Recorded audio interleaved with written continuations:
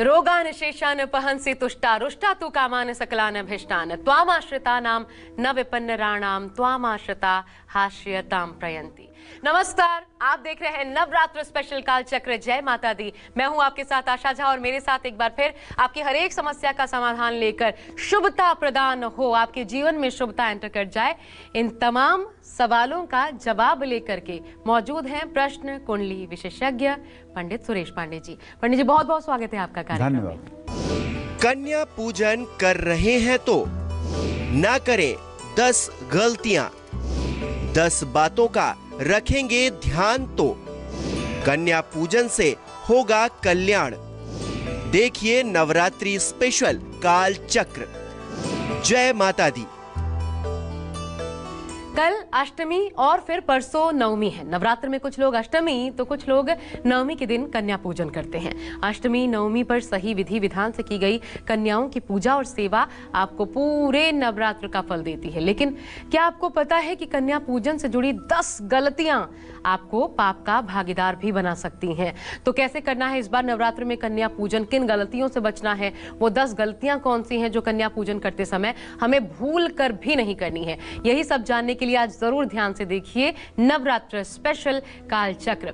और आज की बेहद खास चर्चा की हम शुरुआत करें उससे पहले आइए पंडित जी से जान लेते हैं आज का शुभ मुहूर्त। पंडित जी, आज का शुभ मुहूर्त 21 अक्टूबर 2023 दिन शनिवार। आज आश्विन शुक्ल पक्ष की सप्तमी तिथि रात 9:53 तक है। इसके बाद से ही अष्टमी तिथि शुरू हो जाएगी। पूर्वाषाढ़ नक्षत्र शाम 7:54 तक, इसके बाद उत्तराषाढ़ नक्षत्र शुरू होगा। सुकर्मा योग रात 12:37 तक, इसके बाद धृति योग शुरू होगा। त्रिपुष्कर योग पूरे दिन रात रहेगा। आज 7वां नवरात्रा है और आज माँ कालरात्रि के पूजा का विधान है। आज सरस्वती पूजा भी है और आज के कुछ इसी क्रम में अशुभ मुहूर्त भी हैं, जैसे राहु काल सुबह 9 बजे से 10:30 बजे तक, यमगंड काल दोपहर 1:31 से दोपहर 2:56 तक। जय मां विंध्यवासिनी। कन्या पूजन करते वक्त कौन सी सावधानियां बरतनी चाहिए आपको हम बताएंगे, लेकिन कन्या पूजन में सबसे पहला सवाल पंडित जी यही आता है मन में कि कितनी कन्याओं की पूजा की जानी चाहिए, और साथ ही कन्याओं के साथ एक बालक का पूजन भी क्यों किया जाता है, इसके पीछे का शास्त्रीय कारण विधान क्या है, ये तमाम चीजें सबसे पहले हम पंडित जी से जानते हैं। कुल कितनी कन्याओं को भोज करवाएं पंडित जी? देखिए, आशा देवी भागवत में लिखा हुआ है कि कन्या पूजन का जो महत्व देवी भागवत में लिखा गया है, उसमें लिखा गया है कि अष्टमी के दिन कन्या पूजन करें। नवमी नहीं, नवमी को भी करने का विधान है। अच्छा। अष्टमी में वो लोग कन्या पूजन करें जो लोग परिवार और अष्टमी के दिन व्रत करते हैं। सब लोग नवरात्र का पूरा व्रत नहीं करते ना, तो कुछ लोग परिवार और अष्टमी का व्रत जरूर करते हैं। परिवार माने प्रतिपदा, पहली तिथि, नवरात्र का पहला दिन, और अष्टमी माने 8वां दिन।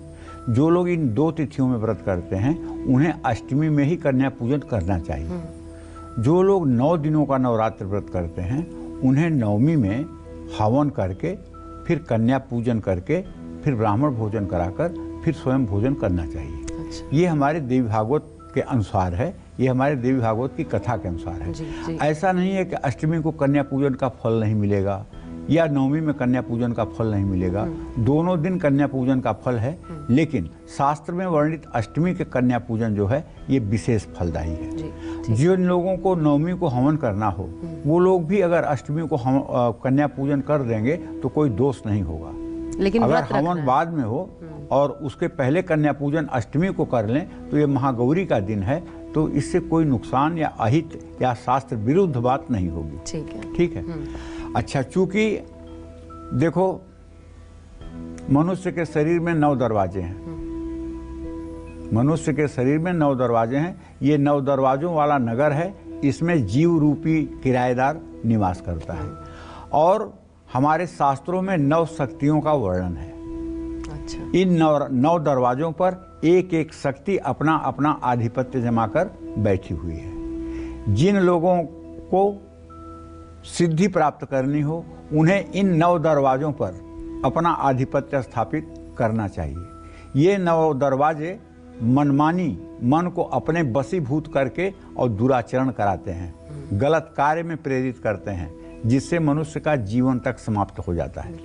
ये 9 दरवाजे स्वेच्छाचारी होकर के मन को अपने बस में करके इंद्रियाणी प्रमाथिनी हरंती प्रसभम मना, ये गीता में ऐसा वर्णन आता है कि ये इंद्रियां, विषय भोग की जो इंद्रियां हैं, ये मन को ऐसा अपने जाल में फंसाती हैं कि जैसे तेज वायु आकर के और समुद्र में नाव को पलट देती है, वैसे ही ये इंद्रियां तेज वेग में मन को अपनी ओर आकर्षित कर लेती हैं और मन से गलत आचरण करवा देती है। तो 9 संख्या का यही महात्मा है कि 9 देवियों की उपासना होती है। इसलिए हम कुमारी पूजन में श्रेष्ठ समझते हैं 9 कन्याओं के साथ एक बालक होना चाहिए जो 12 वर्ष के नीचे का। क्या कहते हैं? बटुक भैरव। ये हर समय 12 साल के रहते हैं। इनका गौर वर्ण है। इन्होंने नाग की माला पहन रखी है शिव जी की तरह, और इन्होंने बागंबर पहन रखा है। इनके हाथ में चमचमाता हुआ सोने का दाहिने हाथ में त्रिशूल है। इनके सर पे मुकुट है। बड़ी बड़ी केस, काले काले घुघराले इनके बाल हैं, और इनके दाहिने तरफ काला कुत्ता और बाएं तरफ सफेद कुत्ता, ये हर समय रहते हैं। इन्हीं को कहते हैं ओम कर कलित कपालः कुंडली दंडपाणी तरुण तिमिर नील ब्याल यज्ञोपवीति क्रतु समय सपर्यात विघ्न विक्षेद हेतुम जयति बटुकनाथ सिद्धिदः साधका नाम। तो यहाँ बटुक भैरव की पूजा क्यों होती है, ये सोचिए। इसलिए कि माता के प्रमुख द्वारपाल जो हैं वो बटुक भैरव ही हैं। अगर आप किसी प्रधानमंत्री से, राष्ट्रपति से, राजा से मिलने जाएंगे तो उनका जो द्वारपाल होगा, पहले आप द्वारपाल की अनुमति से ही प्रवेश करेंगे। और अगर आपने अहंकार बस द्वारपाल को इग्नोर करके सीधे प्रवेश कर लिया तो ये अंदर बैठा हुआ व्यक्ति जो आपसे मिलेगा उसे भी अच्छा नहीं लगेगा, क्योंकि आपने व्यवस्था को तोड़ा है। ठीक है? तो जब द्वारपाल भैरव जी हैं, जैसे विंध्याचल में दर्शन करने का विधान ये है कि अगर आप विंध्याचल जा रहे हैं आदिशक्ति का दर्शन करने के लिए, तो सबसे पहले आपको थाना कोतवाली विंध्याचल के ठीक सामने भैरव मंदिर है। और एकमात्र ऐसा मंदिर है पूरे भारत में जहां भैरव के साथ भैरवी है। ये बात दावे के साथ कह रहा हूं, भैरव के साथ भैरवी है। दर्शन करके खाली हाथ दर्शन करना है, कुछ चढ़ाना उड़ाना नहीं है। केवल बस एक बात कहना है, हे प्रभु, हम आपके शरण में आए हैं, जगत जननी जगदम्बा माँ विंध्यवासिनी का दर्शन करना चाहते हैं, मुझे दर्शन की अनुमति दीजिए। ये अनुमति लेकर के आप जाइए, गंगा स्नान करिए, फल फूल माला फूल नारियल लीजिए, और उसके बाद में लाइन में लग करके माँ विंध्यवासिनी का दर्शन करिए। दर्शन करते समय जरा सा भी आपको डिफिकल्टी नहीं होगी।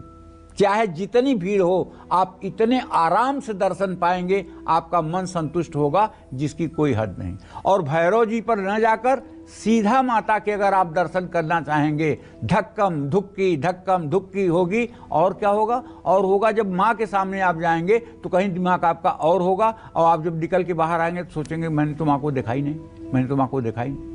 तो भैया, पहले से विवेक को जागृत करने के लिए भैरव से आदेश ले लीजिए, और जब माता का दर्शन कर लें तो फिर भैरव जी के पास जाकर के उन्हें पेड़ा, नमकीन, नींबू, कपूर, ये सारी वस्तुएं, और वहाँ भैरव जी को जो प्रसाद चढ़ता है वो पुजारी से कह करके प्रसाद भी चढ़वा दीजिए, और भैरव मंदिर में ही एक परिक्रमा कर लीजिए। इससे आपको क्या लाभ होगा? इससे लाभ आपको ये होगा कि यदि आपके घर में भूत प्रेत की बाधा है, यदि आपके घर पर तंत्र मंत्र किसी ने किया है, अगर आपके दरवाजे के सामने कोई रोज नींबू और काली सरसों फेंक जाता है, आपके घर में किसी प्रकार का इस तरह का उपद्रव है, तो इन सारे उपद्रवों से आप बच जाएंगे। और जो आदमी आपके विरुद्ध षड्यंत्र करेगा उसे भैरव जी ऐसा सबक देंगे कि वो जीवन भर याद रखेगा। तो देखिए, 12 वर्ष से नीचे के बालक को हम बटुक भैरव के रूप में पूजा करते हैं। जितने सम्मान से हम कन्याओं का पूजन करते हैं, उतने सम्मान से हमें बालक का भी पूजन करना चाहिए। उसे भी योग्य आसन देना चाहिए, उसका भी पैर धोना चाहिए, उसके भी माथे पर चंदन लगाना चाहिए, उसे भी माला पहनाना चाहिए। ठीक है? तो इतने बच्चों को अगर आप मान लीजिए, इतने बच्चों की व्यवस्था नहीं है, भोजन तो आप करा ही सकते हैं, आज तो सरकार के पास इतना अनाज सड़ रहा है और 80 करोड़ लोगों को ये सरकार राशन दे रही है, तो आज तो आप भोजन नव कन्याओं को करा ही सकते हैं, ये ना कराने का तो कोई बात ही नहीं है। लेकिन अगर कन्याएं नहीं मिल पा रही हैं, ये होता है आजकल के ज़माने में, तो बहुत बुरी बात आ गई है। लोगों को लगता है कि पूजा पाठ करेंगे तो कहीं हमारी बेटी को कोई जोग टोटका ना कर दें, कुछ हमारी बेटी के साथ तंत्र मंत्र न कर दें, इसलिए भी लोग नहीं जाने देते हैं। तो अगर बच्चा ना मिले तो कम से कम 2 कन्याओं को और 1 बच्चे को, अपने ही घर के 2 कन्याओं को और 1 बच्चे को भोजन जरूर कराइए। और भोजन कराने से पहले उनका पैर धोइए। पैर धोने के बाद साफ नई तौलिया से पैर पोंछिए, नई तौलिया से पैर पोंछिए, एकदम ब्रांड न्यू तौलिया से पोंछिए। में घर की महिला उनके पैर में आलता लगाए। आलता लगाने के बाद उन्हें मतलब कि ले जाकर के आसन पर बैठाए। अगर आप वस्त्र दे रहे हैं तो नया वस्त्र धारण करवाएं, उनके माथे पर चंदन लगाएं, उन्हें माला पहनाएं और ये सब क्रिया करने के बाद धूप दिखाएं, दिया जला कर एक रख दें। उसके बाद में उनके सामने सुंदर सुंदर थाली में, हो सके तो नई थाली में, और नई थाली अगर नहीं है तो केले के पत्ते पर आप प्रसाद रखिए। प्रसाद में क्या रखेंगे? हलवा जरूर रखिएगा, पूड़ी जरूर रखिएगा, खीर जरूर रखिएगा, एक सेब रखिएगा और एक केला रखिएगा। और अगर कोई मिठाई है, रसगुल्ला या गुलाब जामुन, तो वो भी रख सकते हैं। वैसे छोटी बच्चियां इतना खाएंगी नहीं, लेकिन कोई बात नहीं, आपकी श्रद्धा, उनका छोड़ा हुआ जूठन आपका प्रसाद। तो कहने का मतलब यह है कि आप पूरी श्रद्धा के साथ एक मंत्र याद कर लीजिए।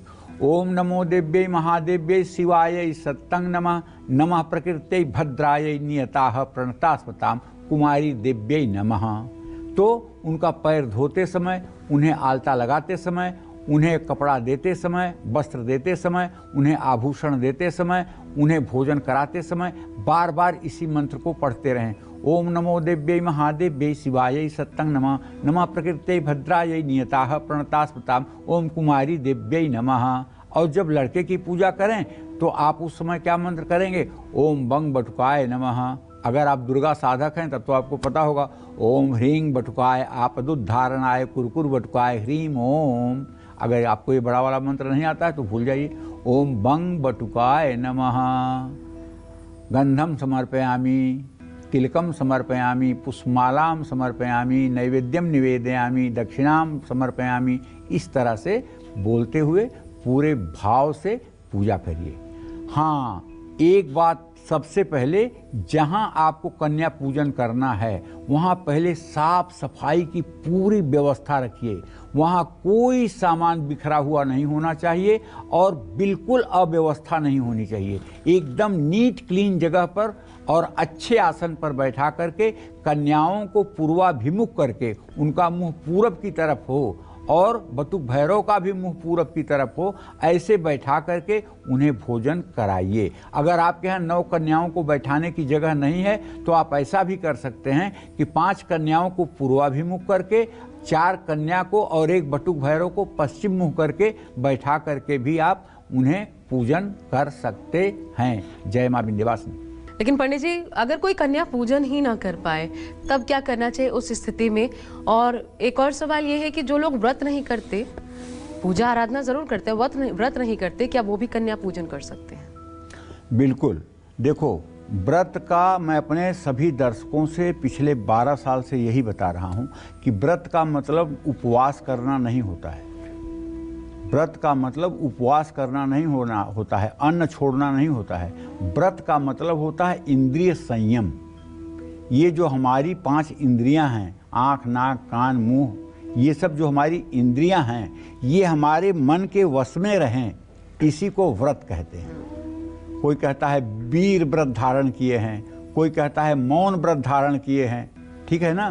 तो इस तरह से व्रत का मतलब होता है इंद्रिय संयम, इंद्रियों को संयमित करना।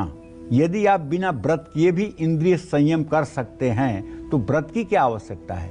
उपवास तो इंद्रियों को शिथिल करने के लिए किया जाता है, क्योंकि ये इंद्रियां जितना ज़्यादा ताकत पाती हैं उतना ज़्यादा ये मतलब कि भौतिक सुखों की तरफ आकर्षित होती हैं। ये वैज्ञानिक कारण है? ये वैज्ञानिक कारण है रात्र में या किसी अन्य? ये हर समय के लिए। अच्छा, इसी बात को लेकर के लहसुन और प्याज नहीं खाया जाता है शास्त्रों में। क्यों निषेध है?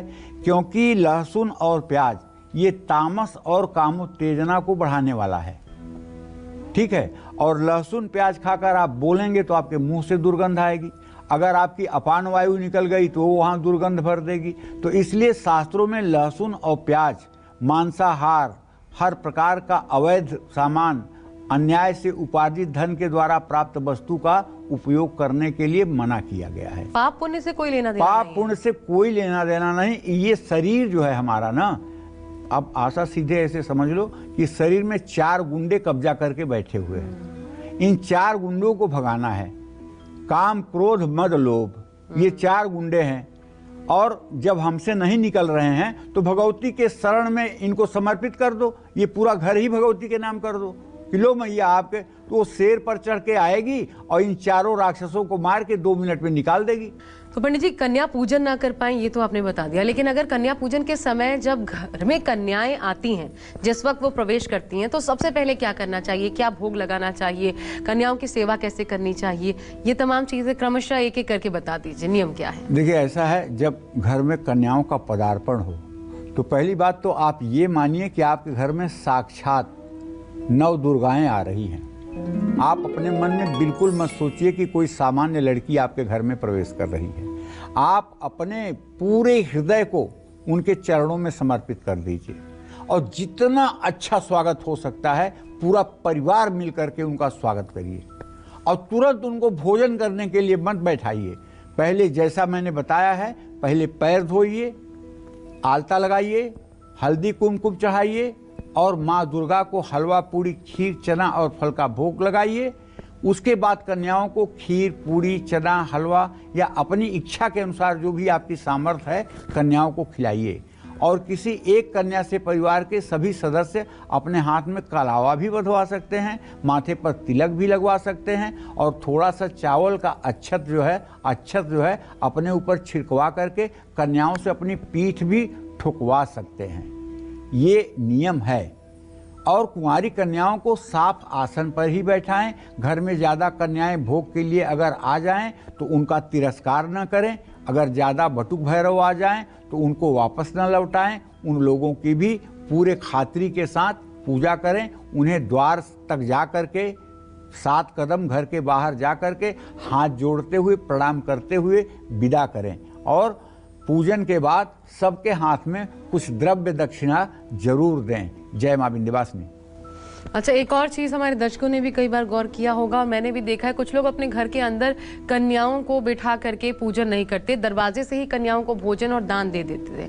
कुछ लोग ऐसा करते हैं पंडित जी, और खासकर खैर वो पूरा विस्तार से बताना उचित भी नहीं होगा, अच्छा नहीं लगता, इतना खूबसूरत कार्यक्रम है।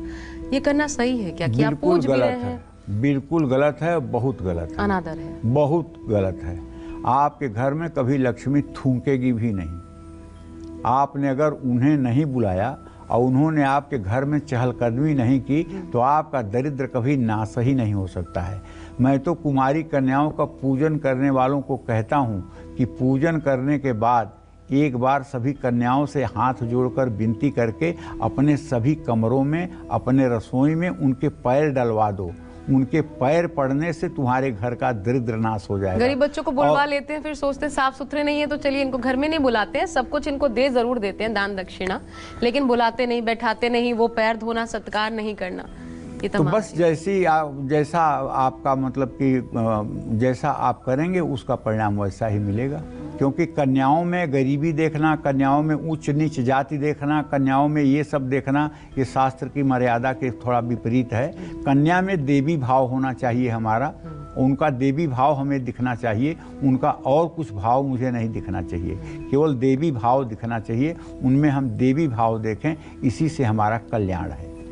यही मनोभाव होना चाहिए और इसी के साथ पूजा अर्चना जैसा पंडित जी बता रहे हैं बिल्कुल वैसे ही करिए। अब बात करते हैं उन लोगों की जो कन्या पूजन में रेडीमेड चिप्स, बाहर का खाना, जूस, ऐसी बहुत सारी चीज़ें कन्याओं को देते हैं। पसंद ज़रूर आती है, लेकिन क्या ऐसा करना, कन्याओं की थाली में क्या ये सब चीज़ें होनी चाहिए? क्या ये शुभ है पंडित जी? आजकल सब कुछ बाहर से मिल जाता है, बना बनाया, जो कहते हैं व्रत की थाली, रेडीमेड। देखो ऐसा है, इसके विषय में तो साफ मेरी मान्यता ये है, मुंडे मुंडे मतिर भिन्ना और लोगों की बात मैं नहीं जानता हूँ, मेरी मान्यता ये है कि घर में शुचिता और पवित्रता से तैयार किया हुआ जो वस्तु है वही कन्याओं के पूजन में अर्पित करना चाहिए। पता नहीं कौन सा आदमी बिना नहाए क्या तैयार किया है, उसको आपने मार्केट से ले आकर के और देवी स्वरूपा कन्याओं को परोस रहे हैं, तो ये ठीक नहीं है। रेडीमेड चिप्स कन्याओं को देने से बचिए, इसमें लहसुन प्याज भी हो सकता है जो नवरात्र में निषेध है। बाहर से खाना मंगवा कर कन्या पूजन न करिए, घर में फल मिठाई ड्राई फ्रूट से कन्या पूजन करिए। और बाहर के भोजन को सात्विक और शुद्ध नहीं माना जाता है। प्लास्टिक या कागज़ की प्लेट में कुंवारी कन्याओं को भोजन न दें, इसीलिए मैंने कहा कि केले के पत्ते पर आप भोजन दे सकते हैं, पत्तल में भोजन दे सकते हैं, और स्टील की प्लेट, पीतल की थाली, चांदी के बर्तन में कन्याओं को भोजन परोस सकते हैं। कन्याओं की थाल में लौंग रखने से माँ दुर्गा प्रसन्न होती हैं, लेकिन ध्यान रखिएगा लौंग अगर रख देंगे तो कन्या के घर वाले कहेंगे कोई भूत कर दिए हैं। इस समय बड़ा दिमाग सब लोगों का खराब है, इसलिए लौंग मत रखिएगा। करने चले हैं हवन, पता लगा हाथ जल गया। किसी संयोग से किसी लड़की का 2 दिन बाद तबीयत खराब हो गई तो उसके माँ बाप कहेंगे बस वहीं गई थी कन्या पूजन में, लौंग में भूत कर दिए हैं, अब बिटिया परेशान। तो भैया ये लौंग वाला पुण्य मत लीजिएगा, लौंग मत चढ़ाइएगा, क्योंकि मैं समाज की स्थिति को देख रहा हूँ ना, उसके आधार पर कह रहा हूँ कहीं हवन करते हुए हाथ न जल जाए। अच्छा, भोजन करने के बाद कन्याओं का हाथ धुलाते समय उनको उस स्थान से उठाएं नहीं, बल्कि एक बड़ी सी थाल में लोटे में पानी लेके सबका हाथ धुलवाएं और नई तौलिया से सबका हाथ पुछवाएं। ऐसा करने पर पूर्ण फल की प्राप्ति होगी। जय मां विंध्यवासिनी। ऐसी भावना भक्त के ही मन में आ सकती है, ये भी कहना गलत नहीं होगा। और इसलिए कन्या पूजन करते समय और बाद में भी हमें किन चीजों का विशेष ध्यान रखना चाहिए, किस दिशा में बैठकर कन्या पूजन करना चाहिए, कन्याओं को क्या देकर विदा करना चाहिए, सब कुछ कन्या पूजन से जुड़ी एक एक सटीक जानकारी पंडित जी से जानेंगे। लेकिन एक बहुत छोटे से ब्रेक के बाद आप बने रहिए हमारे साथ, देखते रहिए नवरात्र स्पेशल काल चक्र जय माता दी। ब्रेक के बाद स्वागत है आपका, आप देख रहे हैं नवरात्र स्पेशल काल चक्र। और आज के इस स्पेशल शो में पंडित जी हमें अष्टमी और नवमी दोनों ही दिनों पर कन्या पूजन करने की सही विधि और खास नियमों के बारे में भी विस्तार से बता रहे हैं। तो चलिए अब इस चर्चा को आगे बढ़ाते हैं और पंडित जी से जानते हैं कि कन्याओं का पूजन करने के बाद हमें किन बातों का खास ध्यान रखना चाहिए। पूजन करने के बाद पंडित जी, पूजन करने के बाद कौन कौन सी सावधानियां? देखिए, कन्याओं के जाने के बाद थाली को तुरंत ना हटाएं, और उनके हाथ की अगर जूठन गिरी हुई है तो समझ लीजिए ना कि आपका घर धन्य हो गया। ना ही तत्काल उस स्थान की सफाई करें। कन्याओं के घर से जाने के कुछ देर बाद जमीन पर गिरे हुए जो भोग हैं उसे झाड़ू से न उठाएं, उसे एक साफ कपड़ा लेकर के उससे समेटें। एक कपड़े से सब उसको समेटें और उस स्थान की कपड़े से सफाई करें। और कन्याओं को आप जिन बर्तनों में भोजन खिला रहे हैं उनको भी फौरन ना धोएं। नवरात्रि में अगर आपने पत्तल में नहीं भोजन कराया है और थाली में, आपने पीतल की थाली में या स्टील की थाली में या चांदी की थाली में भोजन कराया है, तो उसको कुछ देर के बाद थाली को धोएं। और कन्याओं को 5 तरह की सामग्री देना बहुत शुभ माना जाता है। इन 5 चीज़ों में आप अपनी क्षमता अनुसार कोई सामान दे सकते हैं। जैसे चांदी की पायल दे सकते हैं, सोने की नथिया दे सकते हैं, लाल चुन्नी दे सकते हैं, उनको फ्रॉक दे सकते हैं, उनको मतलब कि रिबन दे सकते हैं। ये उनको घर से जाते समय सेब और केला दे सकते हैं, कुछ द्रव्य दक्षिणा दे सकते हैं। ये सब चीज़ें उन्हें दे करके घर से विदा करना चाहिए। जय मां विंध्यवासिनी। और कई बार ये दर्शकों ने भी देखा होगा और आभास किया होगा पंडित जी, ये कि जो कन्या पूजन कर रहे होते हैं घर में वो तो नहा लेते हैं क्योंकि उन्हें पूजना है, कन्याओं को भोजन कराना है, लेकिन बाकी सदस्य भले वो थोड़ा हेल्प कर रहे होते हैं, नहाए नहीं होते हैं, और फिर भी हो सकता है उसमें खड़े होकर ही सम्मिलित हो रहे होते हैं। या सबको नहाना जरूरी होता है या ऐसा किया जाना गलत है? एक बात बताओ, जब आपका घर मंदिर होने जा रहा है कुछ देर के लिए, जब तक वो कन्याएं आपके घर में रहेंगी तब तक आपका घर तो एक पवित्र मंदिर हो जाएगा। और मंदिर में किसी पुजारी को बिना नहाए रहने का अधिकार है, चाहे वो कोई काम करता हो। तो घर के हर व्यक्ति को कन्या पूजन से पहले नहा करके और साफ स्वच्छ वस्त्र धारण कर लेना चाहिए। साफ स्वच्छ वस्त्र धारण कर लेना चाहिए। और रजस्वला स्त्रियों को पूजा स्थान से थोड़ा सा पृथक रहना चाहिए, थोड़ा सा दूर रहना चाहिए, और उन्हें प्रसाद भी नहीं बनाना चाहिए और उन्हें रसोई में भी नहीं जाना चाहिए। अच्छा। बस हम यही कहना चाहते हैं कि शुद्धता का पूरा ध्यान रखना चाहिए। नवरात्र में वैसे भी मनुष्य को मनसा वाचा कर्मणा हर तरह से मतलब कि शुद्धता का भाव रख करके ही जीवन जीने का प्रयास करना चाहिए। जय मां विंध्यवासिनी। तो ये 9 दिन ऐसे होते हैं कि आदर्श जीवन कैसा जिया जाए उस पथ पर भी आपको बढ़ा सकते हैं अगर हर दिन नियमानुसार आप पालन करते हैं तो कन्या पूजन के समय कन्याओं को अपने घर की किस दिशा में भी बिठाना चाहिए, आइए अब ये जान लेते हैं। और पूजन के दौरान खुद किस दिशा में बैठना चाहिए। पंडित जी, कन्या किस दिशा में बैठे एक बार फिर बता दीजिए, और खुद किस दिशा में बैठना चाहिए। देखिए, कन्या पूजन के समय कन्याओं का मुख अपने घर की उत्तर या पूरब दिशा में बैठाएं। अगर जगह है पूरब दिशा की ओर मुंह करके बैठने का तो पहले प्रीफर करिए पूरब दिशा की ओर मुंह करके उनको भोजन कराइए, उनको प्रसाद पवाइए। अगर पूरब दिशा में बैठने की व्यवस्था नहीं है तो उत्तर मुंह करके भी बैठा दीजिए, ठीक है। लेकिन अगर उत्तर का भी व्यवस्था नहीं है और जगह छोटी है, 9 कन्याओं को बैठाना है, तो आप पूरब की तरफ मुंह करके 5 कन्याओं को बैठा दीजिए, पश्चिम की तरफ मुंह करके 4 कन्या और 1 बटुक भैरव को बैठा दीजिए आमने सामने। बीच में जगह छोड़िए उन्हें प्रसाद परोसने के लिए। तो कन्या पूजन करने वाले व्यक्ति का खुद मुंह पूर्व दिशा की ओर होकर के पूजन करना चाहिए, पश्चिम दिशा की ओर मुंह करके भी पूजन कर सकते हैं। कन्याओं को अर्घ और पाद्य भी पूर्व दिशा की ओर मुंह करके देना चाहिए। ऐसा कोई करता नहीं है, न कोई अर्घ देता है न कोई पाद्य देता है, मैंने बहुत देखा है।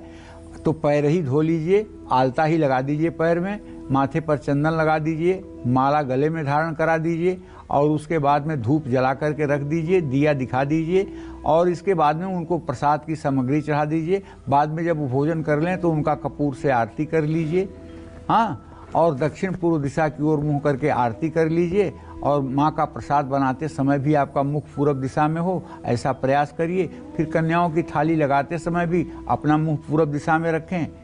कन्याओं को उत्तर पूर्व दिशा की ओर मुँह करके तिलक करें।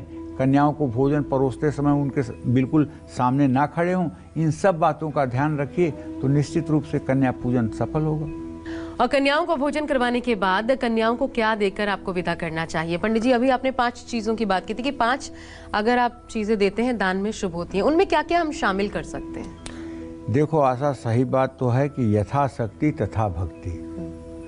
देवता जो है क्रियाग्राही नहीं है, देवता भावग्राही है। और माँ भी जो है क्रियाग्राही नहीं है, माँ भी भावग्राही है। वो हमारे भाव को देखती है, हमारे सामर्थ्य को देखती है। हमारे सामर्थ्य और भाव को देख करके वो हम पर संतुष्ट होती है। अपनी सामर्थ्य के अनुसार हम जो कर सकते हैं वही करना चाहिए। अब ऐसा नहीं कि मैंने बता दिया कि चांदी का पायल देना, सोने की नथिया देना और आप बड़े धर्मवीर बन गए 5 रुपए सैकड़े कर्ज उठा करके और ले आकर के आपने सबको दे दिया, ये उचित नहीं है। हाँ, भगवती ने आपको सामर्थ्य दिया है, आपके ये सब दान पुण्य करने पर आपकी परिस्थिति पर कोई प्रभाव नहीं पड़ेगा, तब आपको करना चाहिए जी। जैसी आपकी परिस्थिति है उस अनुरूप आपको कार्य करना चाहिए। और सामान्य रूप से क्या किया जा सकता है? सामान्य रूप से कन्याओं को भोजन कराने के बाद एक गरी गोला दीजिए। नारियल ले जाएगी, कहाँ तोड़ेगी, कैसे क्या करेगी, एक गरी गोला देकर के विदा करिए, ये शुभ होता है। नारियल के गरी गोले को श्रीफल भी कहते हैं, नारियल को भी श्रीफल कहते हैं।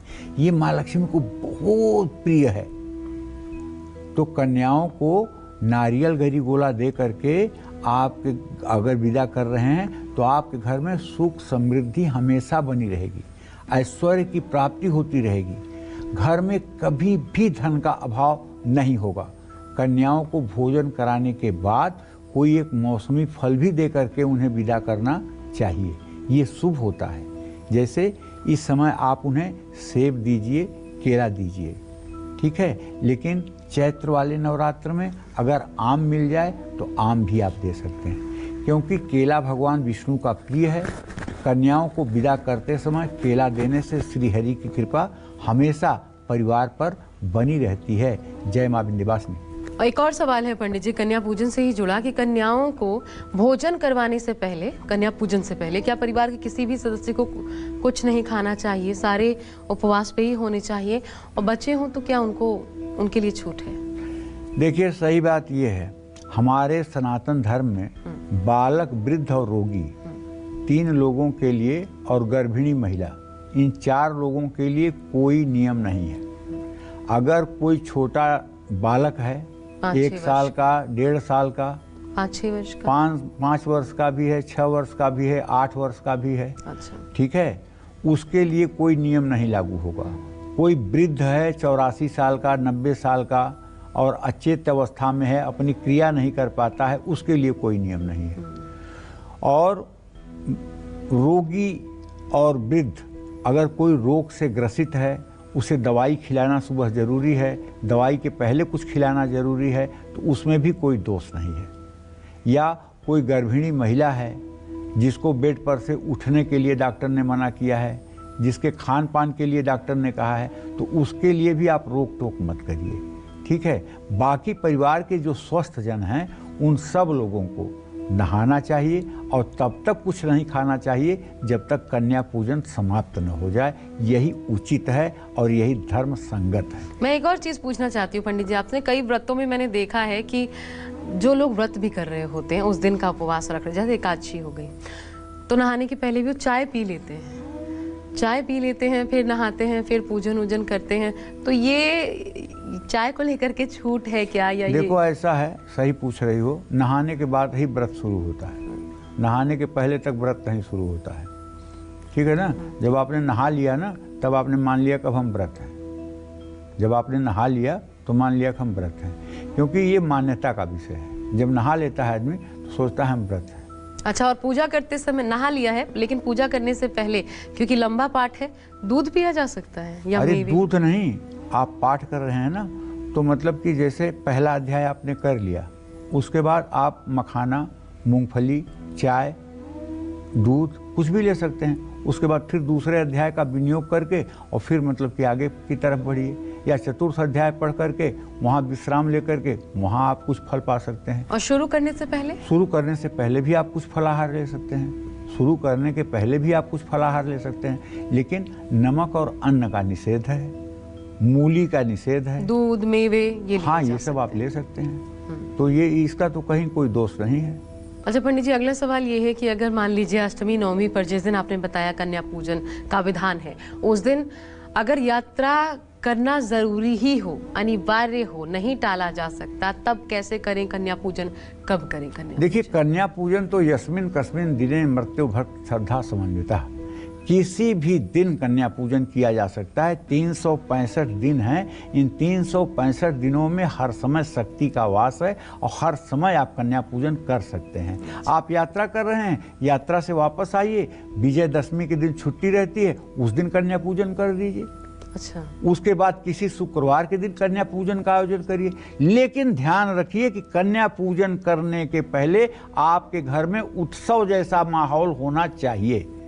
सभी लोग अच्छे अच्छे कपड़े पहने, सभी लोग नहा लें, सभी लोग प्रसन्न रहें, सभी लोग भाग दौड़ करते रहें, कन्याओं की सेवा में सभी लोग लगे रहें पूरे मनोयोग से कि मेरे यहाँ तो बस नवदुर्गा आ गई हैं। ये क्यों सोचते हो कन्याएं, नवदुर्गा आ गई हैं, अब आज से तो हमारा पाप ताप नष्ट, आज से तो हमारा पाप ताप। देखो, विश्वास नहीं करोगे ना, कोई फल नहीं मिलेगा।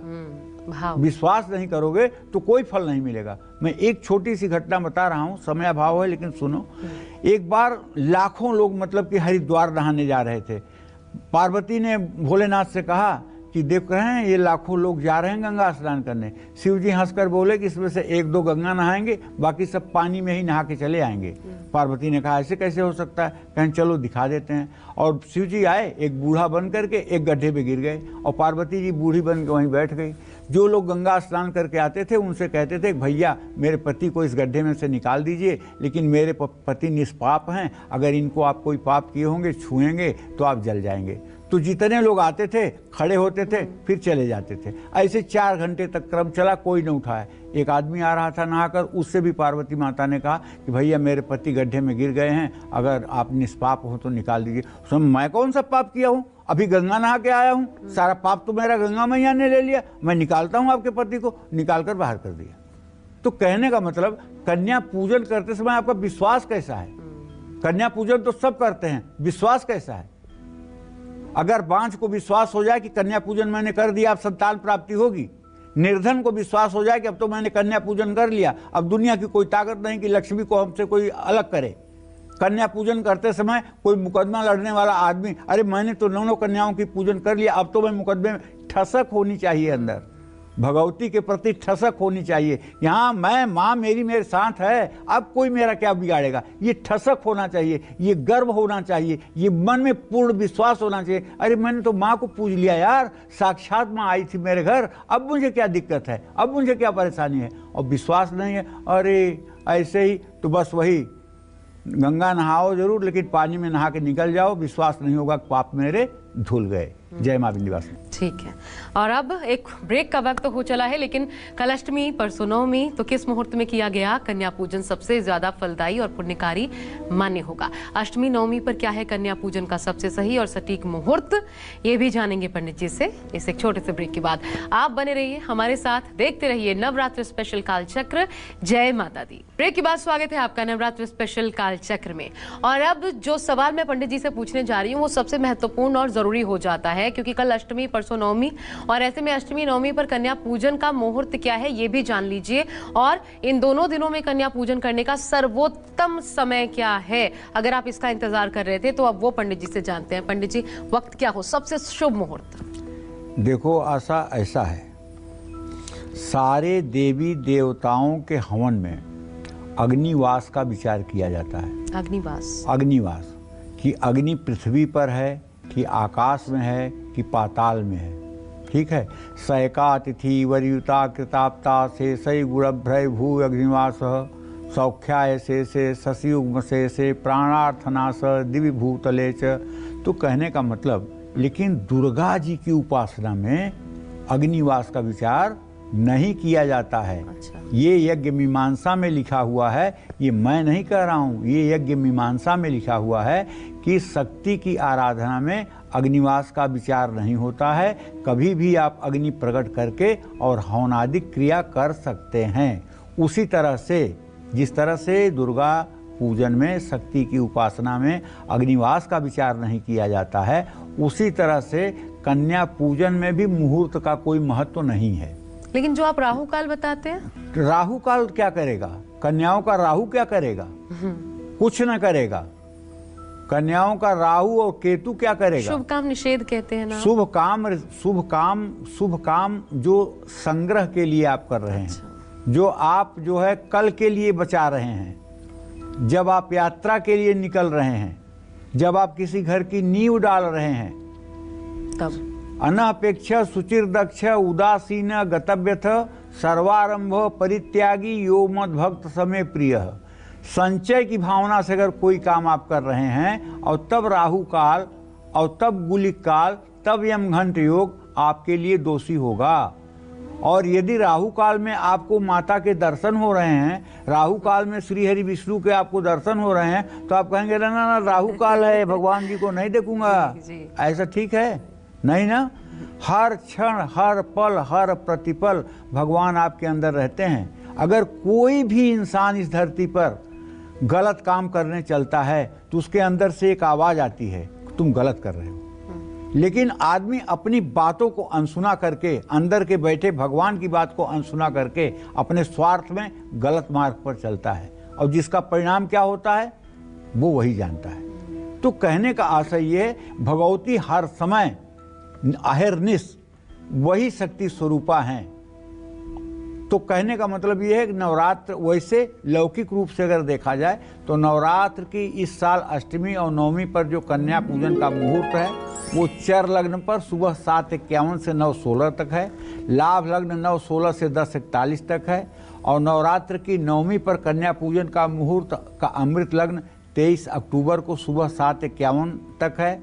और शुभ लग्न 23 अक्टूबर को सुबह 9:16 से 10:41 तक है। लेकिन मैं कह रहा हूँ पूरे दिन आप कन्या पूजन कर सकते हैं। बस आपकी भावना में दम होना चाहिए। आप उन्हें कन्या न समझ करके नवदुर्गा ही समझिएगा और उछलिए, कूदिए, खुश होइए, क्योंकि आपके घर में नवदुर्गा साक्षात प्रवेश करने जा रही हैं।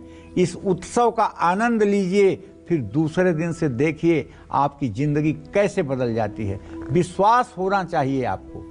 कल तक आपने चाहे जितना पाप किया है, चाहे जितनी गलतियां आपने की है, लेकिन आज कन्या पूजन के पहले अगर आप शरणागत हो जाएंगे माँ को कि माँ मेरे अपराधों को क्षमा करो, आज से मैं व्रत लेता हूं कि कोई गंदा कार्य नहीं करूंगा, तो माता आपको क्षमा कर देंगी। आपके गुनाहों पर पर्दा पड़ जाएगा और आप उनके पुण्य के भागी हो जाएंगे। भगवान श्री कृष्ण कहते हैं गीता में, क्षिप्रम भवति धर्मात्मा शाश्वत शांति निगच्छति कौन्तेयं प्रतिजानीहि न मे भक्त प्रणश्यति। हे कुंती पुत्र अर्जुन, सद्यः क्षिप्रम भवति धर्मात्मा, जब चाहे जितना बड़ा पापी हो, अगर मेरी शरणागति ले लेता है तो उसको तुरंत मैं धर्मात्मा बना देता हूं और उसे शाश्वत शांति देता हूं। कौन्तेयं प्रतिजानीहि, हे कुंती पुत्र अर्जुन, जान लो, न मैं भक्त प्रणश्यति, मेरे भक्त का कभी नाश नहीं होता है। तो माँ के भी चरण शरण में जाने के बाद आप ये जान लीजिए कि आपके सारे पापों का समन जगत जननी जगदम्बा कर देती है।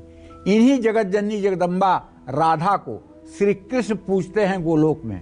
आप देवी भागवत पढ़ लीजिएगा, स्पष्ट रूप से लिखा है कि राधा रानी की पूजा कौन करता है? श्री कृष्ण करते हैं राधा रानी की पूजा। तो कहने का मतलब यह है, शक्ति की उपासना बहुत महत्वपूर्ण है और आप शक्ति की उपासना को शक्ति की ही तरह करिए। जैसी आपकी भावना, जाकी रही भावना जैसी, हरि मूरत देखी तिन तैसी। आपकी जैसी भावना रहेगी वैसा आपको फल मिलेगा। अगर उन 9 कन्याओं में आप 9 देवियों को देख पा रहे हैं, उन्हें अपने घर में उनके चरण आप पड़वा रहे हैं, तो निश्चित रूप से ऋण, रोग और दरिद्रता से आपको मुक्ति मिल जाएगी। दुनिया की कोई ताकत नहीं है कि उसके बाद भी आपके घर में किसी तरह का अभाव हो। जय मां विंध्यवासिनी। पंडित जी, मैं जो व्रतधारी हैं उनके लिए एक और चीज़ जानना चाहती हूँ। सौंफ, मिश्री या फिर जैसे बीज हो गया, अलसी का बीज होता है या तरबूजे का बीज होता है, ये तमाम चीज़ें लोग खाते हैं। ये व्रत में खाना निषेध तो नहीं है? क्या ये खाया जा सकता है? इससे व्रत तो नहीं टूटता? देखो बेटा, व्रत टूटेगा। अगर जिह्वा विलास के लिए आप कुछ भी खाएंगे तो सारी चीज़ों से व्रत टूटेगा, चाहे वो फल ही क्यों ना हो। जिह्वा विलास के लिए अगर आप खा रहे हैं, मन कह रहा है ये खाने का, अरे तुम्हारे मन में आग न लग जाए, तुम्हारी जीभ न कट जाए। मन नहीं, शरीर को चलाने के लिए कुछ, अगर व्रत कर रहे हो तो शरीर को चलाने के लिए कुछ खा लो, कुछ पा लो जो मिल रहा है। मन कह रहा है व्रत में ये खाने का, मन कर रहा है व्रत में वो खाने का। मन कह रहा है कि इंद्रियां कहलवा रही हैं तुमसे।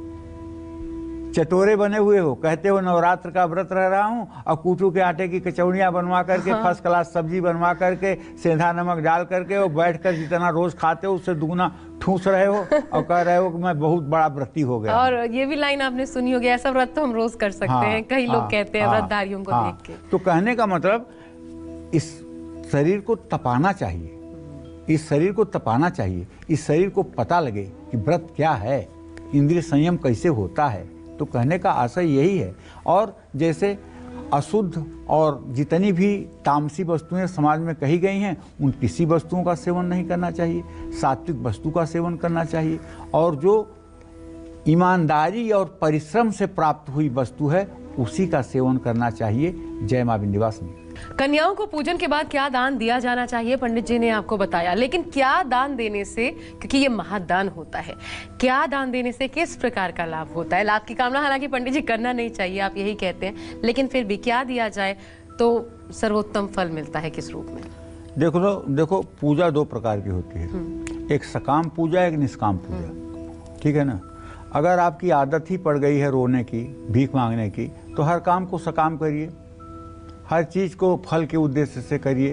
कि देवी को ये चढ़ा देंगे तो ये मिल जाएगा, वो कर देंगे तो वो मिल नहीं, जाएगा। मैं आपसे ये इसलिए पूछ रही हूँ पंडित जी, मैंने कई बार आपको सुना, आप कहते हैं ना बांसुरी अगर आप श्री कृष्ण जी को चढ़ाइए तो फिर संतान सुख की प्राप्ति होती है। इसमें कोई दो राय नहीं है। हाँ, तो वैसे इसमें कोई दो राय नहीं। सकाम पूजा का भी महत्व है। सकाम पूजा में भी जो लोग श्रद्धा पूर्वक जो चीज निवेदित करते हैं उसका परिणाम माता देती हैं। हाँ। लेकिन कहने का मतलब उत्तम तो ये होगा कि कभी कभी निष्काम पूजा भी कर ली जाए। बिल्कुल। ठीक है ना। तो चलो, मैं तो बता ही रहा हूँ, कन्याओं को विदा करते समय उनको लाल चुनरी, लाल कपड़े जरूर भेंट करिए। लाल चुनरी और लाल कपड़े देने से आपको संतान सुख की प्राप्ति होती है। अच्छा, कन्याओं को घर से विदा करते समय अक्षत भी देना शुभ होता है। अक्षत देने से घर में धन धान्य बना रहता है, बरकत होती है। नवरात्र में कन्याओं को दक्षिणा, खूब पैसा दीजिए और दक्षिणा दे करके विदा करिए और अपनी क्षमता अनुसार दीजिए। ये नहीं कि बस 10 और 20 रुपया दे दिया तो बहुत हो गया, 500 की नोट भी दीजिए। अपनी क्षमता अनुसार आप कन्याओं को दक्षिणा दीजिए। कन्याओं को अगर आप दक्षिणा देंगे तो आपका खजाना कभी खाली नहीं होगा, हर समय आपके अलमारी में पैसा ठूसा ठूस रहेगा। कन्याओं को कुछ मीठा खिलाकर विदा करने से माँ दुर्गा का भोग लग जाता है और इससे बृहस्पति ग्रह, गुरु ग्रह मजबूत हो जाता है। जिन लोगों की कुंडली में गुरु चांडाल योग है और वो लोग गुरु चांडाल योग से पीड़ित हैं, उनको तो जरूर चाहिए कि सभी कन्याओं को एक पीले रंग का रसगुल्ला जो आता है ना, पीले रंग का रसगुल्ला, उसे जरूर खिलाना चाहिए। जहां आप सोना दान करके राहु गुरु चांडाल योग से मुक्ति पाएंगे, वहां कन्याओं को केवल पीला रसगुल्ला खिला करके आप वही सुख पा सकते हैं। ये मेरा आजमाया हुआ नुस्खा है, इसको आप करके देख लीजिए, आपको जरूर फायदा होगा। जय मां विंध्यवासिनी। एक चीज और, क्योंकि अक्षत का जिक्र आया पंडित जी, इसलिए मैं आपसे जानना चाहती हूँ, उसके बाद हम अपनी इसी चर्चा को आगे बढ़ाएंगे। अक्षत जो हम पूजा में भगवान को चढ़ाते हैं, उस अक्षत का क्या करें बाद में? पानी तो आप बताते हैं कि पौधों में डाला जा सकता है, जो शिव जी पे मानिए जल चढ़ाए। अक्षत जो बचा रहे उसको आप अपने नित्य पूजन की सामग्री में रख लें। अक्षत का मतलब जो साबुत चावल होता है, हाँ। ठीक है ना, उसको आप नित्य पूजा करते हैं, नित्य पूजन की सामग्री में उसे रख लीजिए, वो अपवित्र नहीं होता है। तो दोबारा चढ़ा सकते हैं? नहीं, एक बार चढ़ा हुआ चावल जो है वो तो सब समेट करके आप किसी पवित्र नदी में विसर्जित करेंगे। हाँ, वही ठीक है। लेकिन जो अवशेष बचा हुआ है, जिसका पूजा में प्रयोग नहीं किया गया है, उसको आप अपने नित्य नैमित्तिक पूजा के प्रयोग में ला सकते हैं। हमारे कहने का मतलब ये है। और जो आपने चढ़ाया है या चावल से चढ़ाया हुआ, आज जैसे चावल से सर्वतोभद्र मंडल बनता है, खोडस मातृका बनती है, चतुष्षष्ठी योगिनी बनती है, ये सब चावल से ही बनता है। वास्तु पुरुष बनता है, एको नविंशत क्षेत्रपाल बनता है और नवग्रह मंडल बनता है। सब चावल को ही रंग रंग करके बनाया जाता है। तो ये सारे चावल इकट्ठे करके किसी पवित्र नदी में विसर्जित करना चाहिए। चिड़िया को डाला जा सकता है? हाँ, चिड़िया को भी डाला जा सकता है, लेकिन उत्तम गति उसकी जो है वो मतलब कि किसी नदी के किनारे थोड़ी सी बालू हटा करके उसमें डाल देना चाहिए और उसे फिर बालू से ढक देना चाहिए, ताकि पवित्र नदियों में पॉल्यूशन भी ना हो और उसको मतलब कि मछलियाँ खा करके अपना घर के अन्न में वापस उस शुभ हो गया वो चावल, उसको अक्षत को डाल दिया घर के अन्न में, वो भी शुभ है। ठीक है।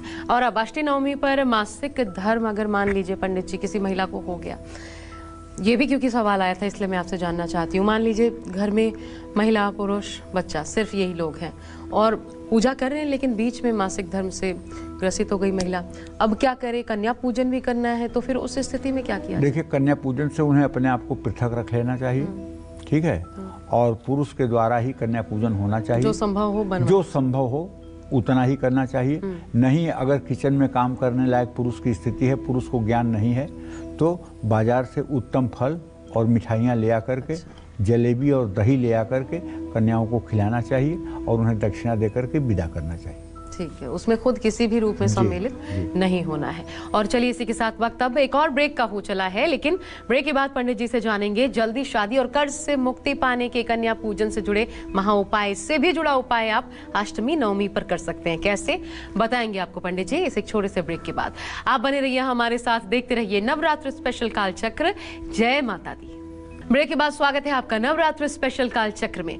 अपने सबसे स्पेशल सेगमेंट की शुरुआत करते हुए अब पंडित जी से आइए जानते हैं उन लोगों के बारे में जिनकी शादी में देरी हो रही है, व्यवधान आ रहा है, विरोधी बढ़ रहे हैं, कर्ज धन हानि की मान लगातार आपको झेलनी पड़ रही है। ऐसे लोगों को कन्या पूजन कैसे करना चाहिए, कन्याओं को क्या दान करना चाहिए जिससे इन तमाम समस्याओं में लाभ मिले? पंडित जी देखिए, मैं फिर कह रहा हूँ, दुर्गा की साधना, भगवती जगदम्बा जगत जननी की साधना से इस चराचर जगत में कुछ भी असंभव नहीं है। इस चराचर जगत में कुछ भी असंभव नहीं है, ये मैं पूरा विश्वास के साथ कह सकता हूँ, क्योंकि भगवती जगत जननी जगदम्बा त्रैलोक्य की अधिष्ठात्री हैं। ब्रह्मा विष्णु महेश तीनों देव इनके आज्ञापालक हैं और इनके लिए, अपने भक्तों के लिए कुछ करने में कोई देर नहीं। और इन्होंने साफ साफ देवी भागवत में साफ साफ उल्लेख आता है कि ना हम बसते कैलासे, ना तीर्थे, ना वैकुंठे, नवा करहिचित वसामी मदज्ञानी हृदयाम भोज मध्य। भैया, मैं कहीं नहीं रहती हूँ, मैं अपने ज्ञानी भक्तों के हृदय में निवास करती हूँ, जो दिन रात माँ माँ माँ माँ माई माई माई माई करते हैं। मैं उनके हृदय में विराजमान रहती हूँ। तो अगर आपके घर में भी बच्चों की शादी में विलंब हो रहा है, विवाह के योग्य हो गए हैं लेकिन विवाह नहीं हो पा रहा है, किसी कारणवश नहीं हो पा रहा है, तो अगर आप नियमित कन्या पूजन कर रहे हैं तो आपके घर में तो ऐसी समस्या पहली बात आएगी ही नहीं। और अगर नियमित कन्या पूजन नहीं कर रहे हैं तो चाहे पितरदोष के कारण शुभ कार्य विलंब हो रहा हो, चाहे आर्थिक स्थिति के कारण शुभ कार्य में विलंब हो रहा हो, चाहे सकल सूरत लंबाई छोटाई के लिए विवाह में विलंब हो रहा हो, किसी भी प्रकार से अगर विलंब है तो आप 5 नवरात्र यदि कन्या पूजन श्रद्धा से कर लें तो मुझे विश्वास है कि आपके घर में भी सहनाई बजने लगेगी, आपके घर में भी सारा कुछ चीज़ें ठीक होने लगेंगी कन्याओं का पूजन करने से। देखिए, अगर आपके परिवार में विवाह शादी में विलंब हो रहा है, विवाह शादी समय पर नहीं हो पा रहा है, वो किसी कारणवश हो सकता है, कारण तो अनेकानेक होते हैं, तो आपको एक 5 साल की सुंदर कन्या को, एक ही कन्या को, सुंदर कन्या को विधिवत जिसको कहते हैं, माने 16 प्रकार के उपचारों द्वारा उसका पूजन करें और उसे भोजन कराने के बाद श्रृंगार की सारी सामग्री भेंट करें। ये तो हो गया विवाह न होने का उपाय।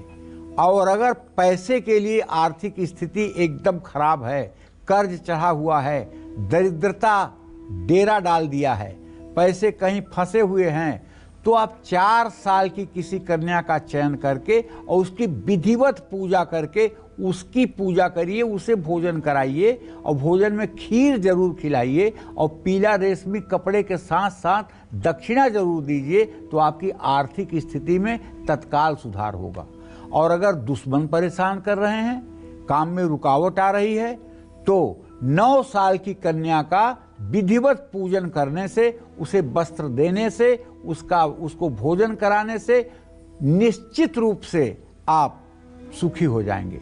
परिवार में अगर बहुत कलेश है तो 3 या 10 साल की कन्या को भोजन कराना चाहिए, इसके बाद उनको मिठाई भी खिलाना चाहिए। सभी तरह की समस्याओं से मुक्ति पाने के लिए 5 से 10 साल की कन्याओं का पूजन करके उनको जूस, फल और श्रृंगार की सामग्री भेंट करनी चाहिए। जय मां विंध्यवासिनी। ठीक है, क्योंकि आज पंडित जी हमने अब कार्यक्रम का समापन है, अष्टमी नवमी दोनों की ही चर्चा कर ली, कन्या पूजन से जुड़ी चर्चा की, इसलिए मैं चाहती हूँ कार्यक्रम को आप इसी रूप में अपने किसी मंत्र के द्वारा आज समाप्त करें। सब दर्शकों के हित में बस यही कहना चाहूँगा, सर्वा बाधा विनुर्मुक्तो धन धान्य सुतान्वित मनुष्यो मत प्रसादेन भविष्यति न संशय। जय मां विंध्यवासिनी, सबका कल्याण हो। और बहुत बहुत धन्यवाद पंडित जी आपका भी हमारे दर्शकों के लिए इतनी महत्वपूर्ण, अनूठी और खूबसूरत जानकारियां लेकर उपस्थित रहने के लिए। और उम्मीद करते हैं कि आज का विषय आपको बहुत पसंद आया होगा। कल फिर एक नए विषय के साथ आपकी ढेरों परेशानियों का समाधान लेकर आपके समक्ष हम फिर उपस्थित होंगे पंडित जी के साथ। तब तक कालचक्र की पूरी टीम को आप दीजिए इजाजत, लेकिन देश दुनिया की तमाम खबरों के लिए देखते रहिए News 24। नमस्कार।